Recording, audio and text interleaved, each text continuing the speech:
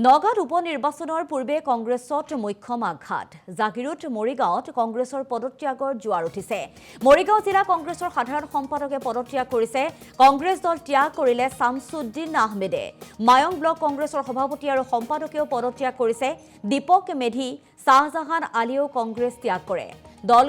ত্যাগ কৰিছে ভুৰবন্ধা ব্লক কংগ্ৰেছৰ সভাপতি প্ৰবীণ শইকীয়াই জাগিৰোড যুৱ কংগ্ৰেছৰ সভাপতি হেমন্ত ইংতিও দল ত্যাগ কৰিছে আৰু ব্লক কংগ্ৰেছৰ সাধাৰণ সম্পাদক জিয়াবুৰ ৰহমানেও পদত্যাগ কৰে শীৰ্ষ নেতৃত্বৰ বিৰুদ্ধে ক্ষোভ বুজাৰি এনেধৰণে ইজনৰ পাছত সিজনকৈ লোকে দল ত্যাগ কৰিছে কংগ্ৰেছ ত্যাগ কৰিছে এপিচিচিৰ সভাপতি গৌৰৱ গগৈলে পদত্যাগ পত্ৰসমূহ প্ৰেৰণ কৰে নেতৃত্বলৈ আছে আমাৰ জিলা কংগ্ৰেছ দলৰ যোনটো নীতি আৰু আদৰ্শক আমি সমৰ্থন জনাই NSOৰ পৰা আৰম্ভ কৰি আজি জিলা কংগ্ৰেছৰ সাধাৰণ সম্পাদক ইয়াৰ মাজত মই ইউথ কংগ্ৰেছৰো কাম কৰিছোঁ আমি ব্লক কংগ্ৰেছত কাম কৰি পেলাই আজি জিলা কংগ্ৰেছৰ সাধাৰণ সম্পাদক হিচাপে কাৰ্যনিৰ্বাহ কৰি আছোঁ আমি কেইবাৰো প্ৰতিনিধি হৈছোঁ যিকি নহওক এইখিনি হোৱাৰ পিছতো কিন্তু আগৰ যোনটো কংগ্ৰেছ আছিলে আৰু আগৰ কংগ্ৰেছৰ যোনটো নীতি আদৰ্শ আৰু বৰ্তমানৰ যোনটো কংগ্ৰেছ দলৰ যোনটো নীতি আদৰ্শ বহুত পাৰ্থক্য দেখা গৈছে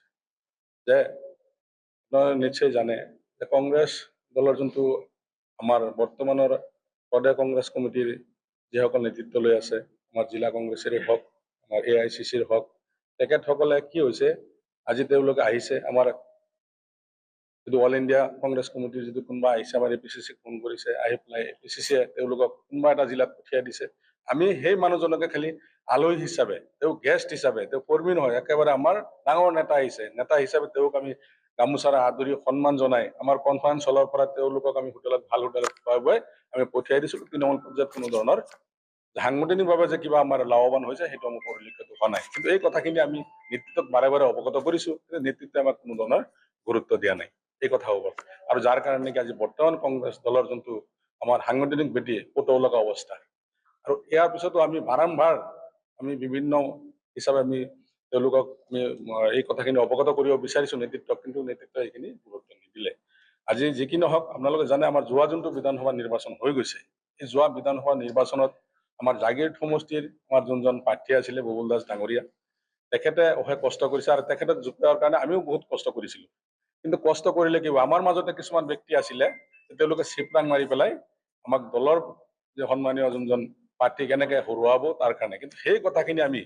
তাৰ পিছত যদি আমাৰ পৰ্যালোচনা হয় আমাৰ কংগ্ৰেছ দলৰ আমাৰ দুয়োখন ব্লক কংগ্ৰেছ কমিটিৰ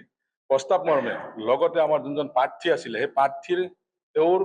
লিখিতভাৱে আমাৰ জিলা পৰ্যায়ৰ APCCৰ সন্মানীয় সভাপতি মহোদয়ক আমি লিখিতভাৱে অভিযোগ দিয়াৰ পিছতো তেওঁৰ ওপৰত কোনো ধৰণৰ ব্যৱস্থা কৰা আজি পৰিলক্ষিত হোৱা নাই আমি চাইছোঁ ইতিমধ্যে আমাৰ অসম প্ৰদেশ কংগ্ৰেছ কমিটিৰ সভাপতিয়ে বিভিন্ন জাগাত আমাৰ অনুসৰণমূলক ব্যৱস্থা লৈছে কিন্তু আমাৰ মৰিগাঁও জাগিৰোডৰ ক্ষেত্ৰত সেই ব্যৱস্থাটো হোৱা নাই গতিকে আমি চাইছোঁ যে এনেকুৱা যদি হৈ থাকে তেতিয়াহ'লে এনেই আমি মুষ্টিমেয় কেইজনমান মানুহ আজি আমাৰ জাগিৰোড সমষ্টিত কংগ্ৰেছ কৰি আছোঁ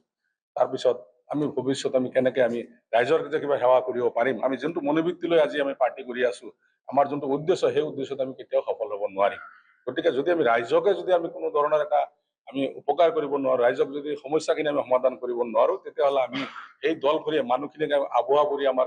কোনো যুক্তিসংগত নাথাকে সেইকাৰণে আজি আমি এইকেইজন খালী ব্যক্তিয়ে নহয় আজি আমাৰ ইয়াৰ পিছতো আমাৰ জাগিৰোড সমষ্টি হওক মৰিগাঁও ইতিমধ্যে আপোনালোকে দেখা পাইছে লাহৰীগড়ৰ পৰা